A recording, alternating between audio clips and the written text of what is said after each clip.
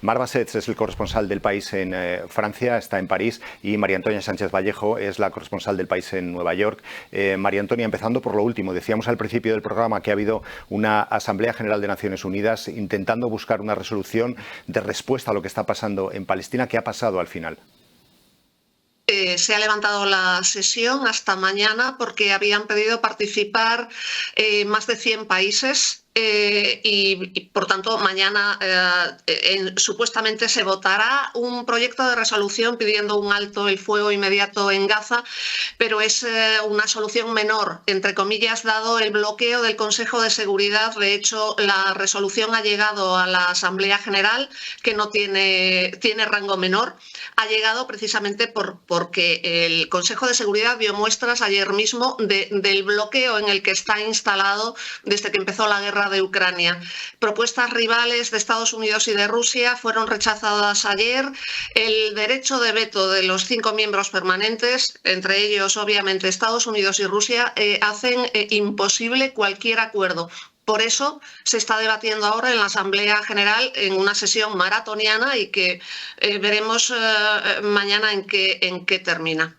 Y en el caso europeo, Marc, ¿es posible que se pueda llegar a una posición común de los países europeos? Pedro Sánchez reclamaba hoy un acuerdo, una cumbre en 6 meses, el reconocimiento por parte de Europa del Estado palestino.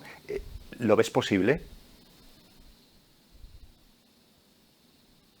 Creo que te tenemos muteado, Marc. No sé si tienes el micrófono apagado. No, creo que todavía no te escuchamos.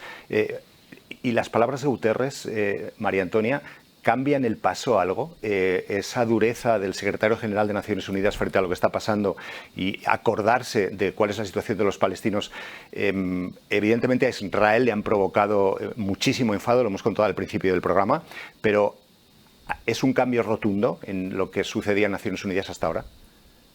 En el funcionamiento interno de la ONU en absoluto, aparte de las palabras del mensaje de Guterres y de reafirmarse por segundo día consecutivo en todo lo que dijo de que la guerra de Gaza no ha salido de la nada y que los palestinos viven una ocupación asfixiante desde hace 56 años, en los mecanismos internos de funcionamiento de la ONU no va a cambiar absolutamente nada. El Consejo de Seguridad, que es el órgano encargado de velar por la paz y la seguridad en el mundo, es el único capaz de lanzar una resolución ejecutiva, es decir, de carácter vinculante para las partes. Todo lo que pueda decir la Asamblea General, que es una instancia menor, va a ser simplemente la constatación del sentir general de la mayoría de la comunidad internacional, pero al no ser vinculante no va a cambiar nada. No parece que el bloqueo se pueda vencer a corto o medio plazo, dado ese anticuado mecanismo del derecho de veto que prohíbe cualquier acuerdo, y máxime cuando las posturas están enconadas y enfrentadas desde que empezó la guerra de Ucrania. Insisto, se está repitiendo el mismo panorama en el seno del Consejo de Seguridad.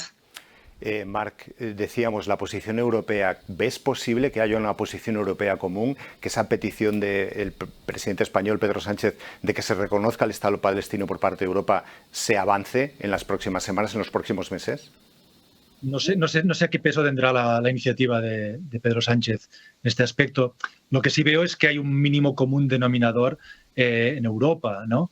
De defensa del derecho de Israel a defenderse ante el ataque que sufrió por parte de Hamás el 7 de octubre, y luego esta insistencia en respetar el derecho humanitario y respetar las vidas de los civiles. Y a partir de aquí todos son matices y discusiones, y por ejemplo cómo pedir un cese al fuego, un alto al fuego, pedir una pausa humanitaria. Hay incluso un debate léxico sobre lo que tiene que hacer la Unión Europea. Pero yo pienso, primero, que hay este común denominador, y luego que el peso de Europa es muy relativo. Realmente. Aquí Europa no tiene capacidad de influencia ni fuerza para influir. Es una cuestión de Estados Unidos sí que puede hacerlo, y luego las potencias como Rusia, China, por no hablar de las potencias regionales que tienen un papel determinante como Irán. de Turquía. Veíamos antes las imágenes de manifestaciones en Francia, manifestaciones también en el Capitolio en Estados Unidos. María Antonia, leíamos también en los últimos días las crónicas que hablan de cómo, por ejemplo, la población joven, los estudiantes en las universidades se está verdaderamente polarizando entre un bando y el otro, los que apoyan a Israel, los que apoyan a Palestina. ¿Cambia algo esta parte de la guerra, esta fase de la guerra que empieza el 7 de octubre en la opinión pública de Estados Unidos? Me temo que solo añade más crispación y la situación que se vive en los campus de las universidades americanas así lo demuestra día a día. Ayer hubo un pequeño incidente aquí de un grupo de estudiantes judíos que tuvieron que refugiarse en una biblioteca, también en la Universidad George Washington. Solo demuestra, me temo que no va a cambiar nada y que solo demuestra la crispación y el estado de tensión cada vez más palpable en los campus, y sobre todo también tiene una consecuencia añadida. La polarización en los campus está empujando a muchos patronos, a muchos grandes donantes a retirar o amenazar al menos con retirar sus donaciones a las universidades. Puede tener derivadas, incluso no va a solucionar gran cosa ni al revés. Puede enconarla aún más.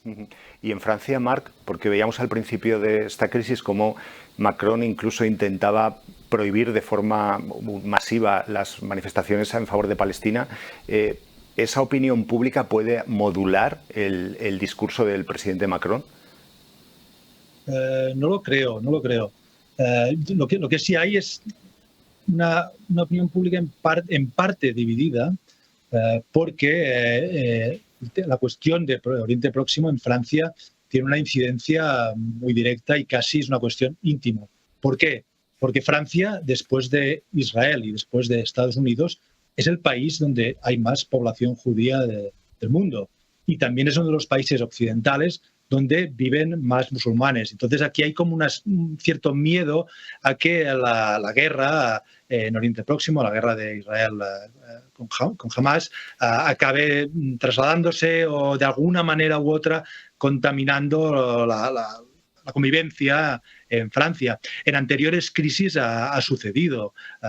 Francia ha vivido ataques antisemitas desde principios del siglo y en la última década, a veces ligados o a veces en un contexto de tensiones también en Oriente Próximo. Y desde el 7 de octubre se han registrado 500 incidentes antisemitas, por suerte ninguno de gravedad. Y luego estas manifestaciones, al principio el gobierno las prohibió porque consideraba que podían darse expresiones de apoyo a Hamas, que está considerada organización terrorista en Europa y en Francia, que podía derivar en tensiones o en altercados, y luego, como has recordado, pues los tribunales intervinieron y dijeron que había que decir manifestación por manifestación. Hay una convocada el sábado y el prefecto de París, el prefecto de la policía de París, ha dicho que no la autorizaba. Habrá recursos y, bueno, así funcionan las democracias, ¿no? Los gobiernos pueden excederse en sus prerrogativas y para eso están los tribunales, para restablecer o